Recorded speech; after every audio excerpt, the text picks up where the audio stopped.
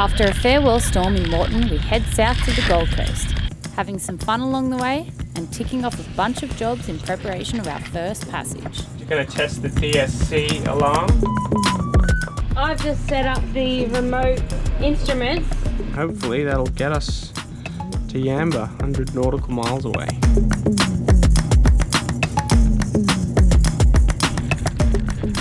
As we prepare to set sail south to some of our favourite spearing spots, we did one last provision and water run when we were caught out in yet another Moreton Bay squall.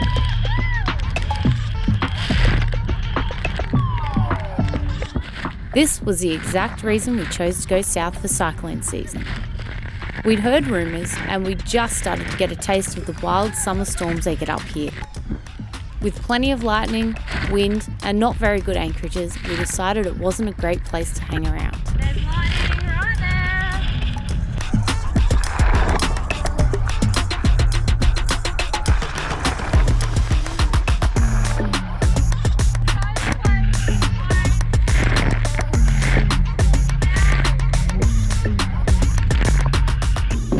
Wow, that was a nice drive.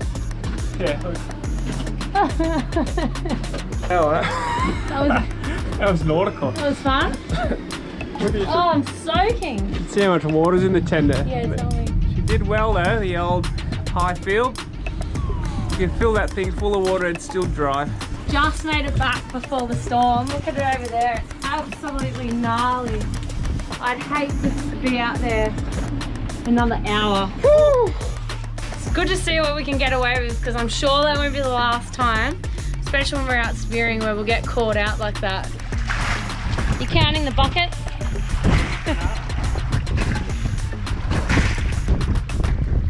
What's going on up here, Michael? Just pulling the anchor up and we're going to start heading south. Woohoo! With no return until next year. Work our way down Canopic Passage all the way into the Gold Coast. Probably stop at Russell Island tonight. Yeah, and then Goldie until the weather window, which looks like probably next Friday. Yep, with the tide. Yep, Friday. We'll get a nice Ava high tide in our Lucas, 100 nautical mile sail. First time taking the boat offshore, so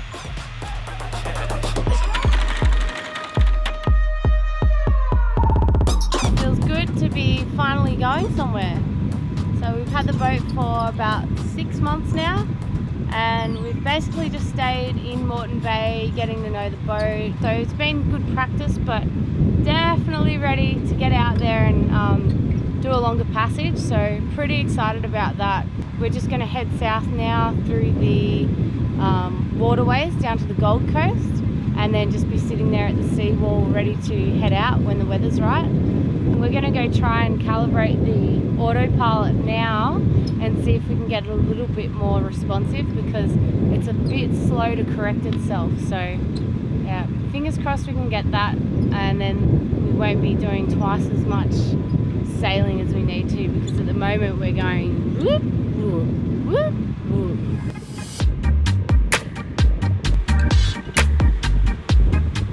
With no luck improving the autopilot, it was back to hand steering. So we made our way south to the Gold Coast until we could pull it apart and take a closer look at the unit.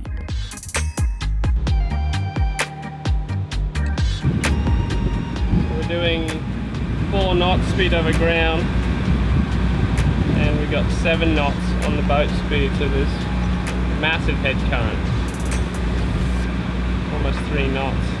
Today we are off to one of John's, the old owner's, favourite spots. So got to go there on a half flood tide because it's a really shallow entrance. Yeah, he's been talking about this for ages, and we're finally going past it, so we thought we were going to stop in here for a night if it looks good and just chill out. We just spent 2 nights at Slipping Sands, absolutely beautiful, really nice anchorage, calm, protected, and Michael fixed the tramps and I did some editing, so hopefully we'll find a nice beach down here and we can have a bit of a swim. So we're just trying to find a spot here. It's pretty shallow, 1.5 meters, mid-tide, so could be sitting on the bottom at low tide. We'll see what happens. Jesse's doing a thing.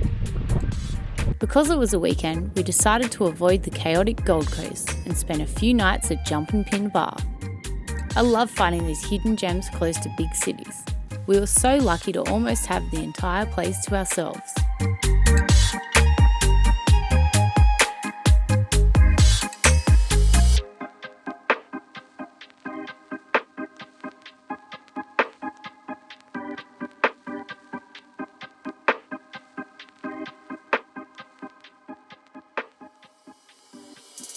After stretching our legs, it was time to get some jobs finished. We're sailing, doing our first big, well, I guess it's a big one. Big for us. Big one. It's our first passage as well. First passage, first overnight, first passage, first bar crossing. Two bar crossings. 2 bar crossings. We're going to go from Gold Coast to Yamba. It's about just over 100 nautical miles, so it'll probably take about 16 hours or more. Maybe less if we go a bit faster, but yeah, we're going to do that at the end of the week. So we're just setting up all the safety gear. We've got the AAS sorted on our B&G gear over there, and I'm just installing this man overboard for whoever's on watch. If someone goes overboard, it'll link up with our B&G Zeus, and it will set up an alarm letting the other person know that they're in the water. Did you figure it out, Michael? It's very bizarre. I did not how I expected this to be programmed, but you get this little programming adapter, which is a piece of rubber. Put it on here. You go to the website, you enter your MMSI number, which is like your unique ship identifier. You hold this thing down, and like this thing's a sensor, so you hold it down, and when it flashes green, it's ready for program mode. You put that over your screen, and it gives it this little strobe signal, and then it says if it's successful, flashes green. Done. Sweet. We're going to test it now, make sure it works. So it'll alert up to 5 mile radius your boat and any other boat in the vicinity. So there's no other boats. It does have a GPS, and it does pinpoint your location. Look at the size of it. But it doesn't. It's not a PLB. It doesn't go straight to the satellite and then contact. You're going to test the DSC alarm. There you go. That's good. So it gives you the waypoint. So once you add that as a waypoint, it just marks the spot there. So you can zoom right in on that. With the weather lining up for a perfect sail south, we moved into position near the Gold Coast Seaway where we could finish off our last few jobs and get ready to head off. Well, we are having a few engine issues now, so we just spoke to a friend who advised that we take the dog clutch out and reattach that, which seems to have solved the issue, but now we're still having issues in reverse. Take the dog clutch out. Oh, what did you take out? I just adjusted the gear shift cable. I didn't take the dog clutch is in the leg in the gearbox. Oh, okay. Do you think it's that? Nah, it sounds like a fuel thing to me.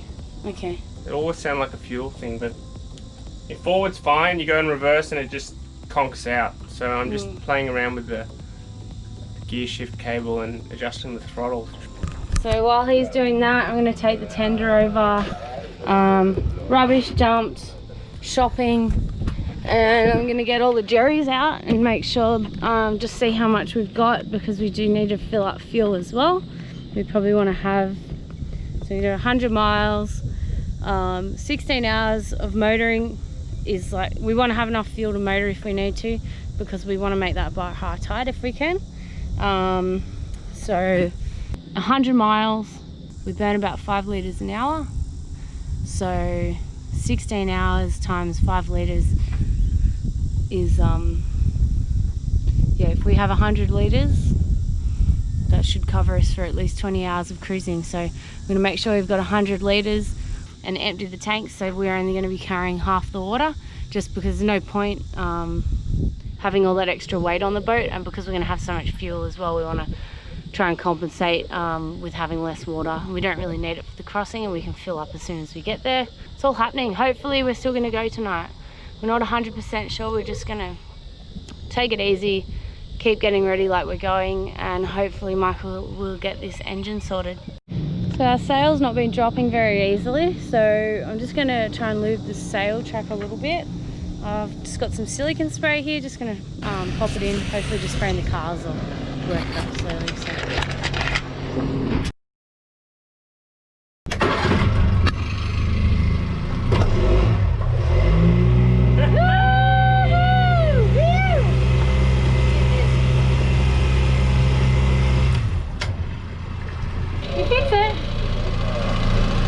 Yeah, clean the carby out, clean the air filter, drain the fuel filter, adjusted the throttle a little bit. Should working. You never know because you did 3 things. Yeah, we're going to Yamba. Nice. Excellent. And meanwhile, I've just set up the remote instruments, so at night we don't really want to be sitting out there. Hopefully we can just sit in here, and I've just connected this up to our old iPad. It's not even GPS, it just runs on Wi-Fi, and because the B&G network has Wi-Fi, we can just set it up. So now I've got the charts here, it'll have our sounder, it's got everything, so that's really good. We can just use that now. Sit that here, that's our remote station, and keep a watch out here, which is actually better than sitting at the back because we don't actually have a very good view at the back of this. We don't really have a helm station as such because we don't have a steering wheel, so when we're driving we sit up on the side, which isn't really safe.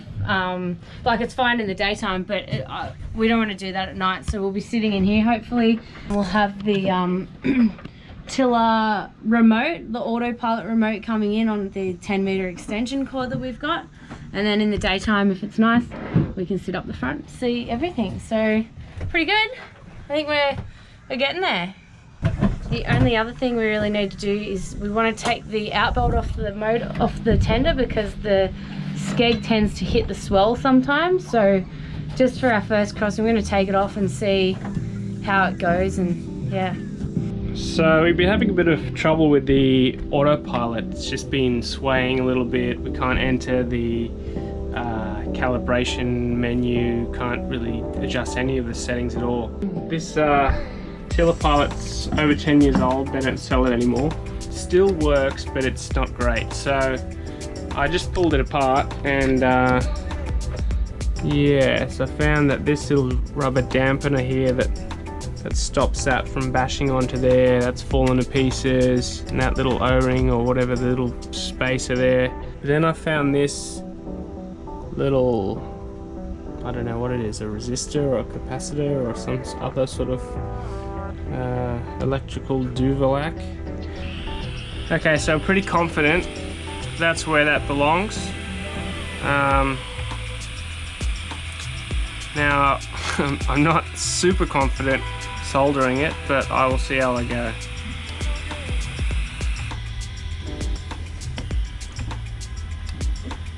Oh well. I've never done that before. Less useless every day. Hopefully I put it in the right place, the right way around. But I guess all I can do is just clean up everything, clean all the debris out there so it doesn't get snagged and caught up in the this little winding gear. Soldered that little PCB board piece back on. I'll grease these rods up and this little winding gear, and then yeah, put it back together and see how we go, and hopefully that'll get us to Yamba, 100 nautical miles away. Otherwise it's going to be 16 hours of painful hand steering between Jess and I, which is not going to be fun.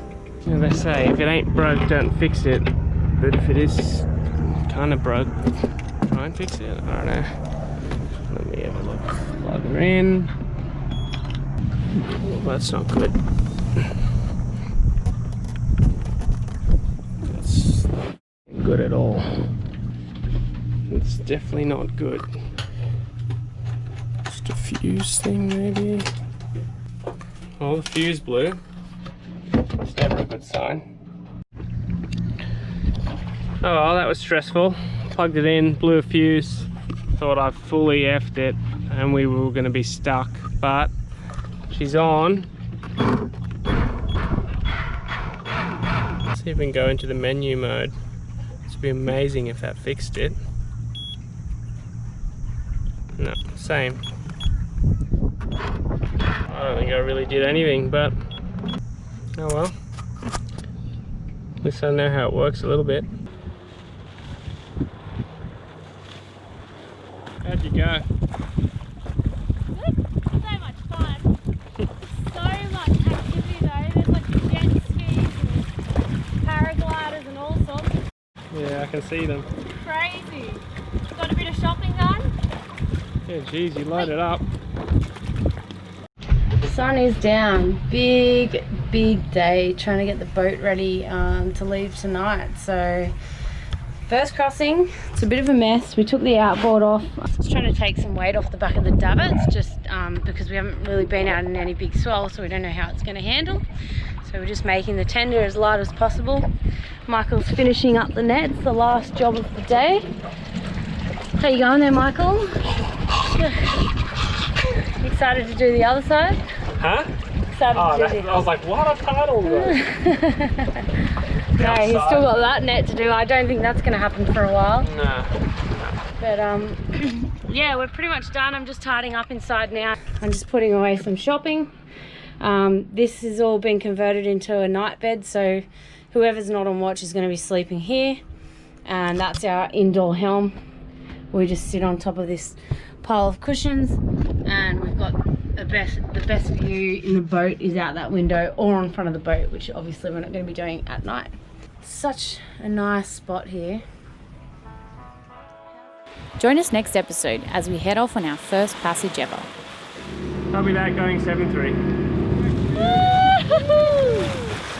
We take a fishy detour, But we're on!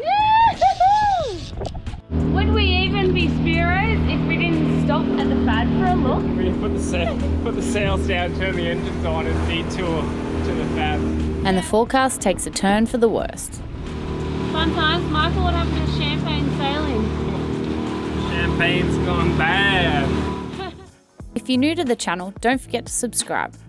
A huge thanks to our patrons for their ongoing support, and a massive welcome to our newest crew, Bradman and Graham. Cheers, guys. My latest addition to the boat, new fishing hole. Oh dear, I don't know what to do with you.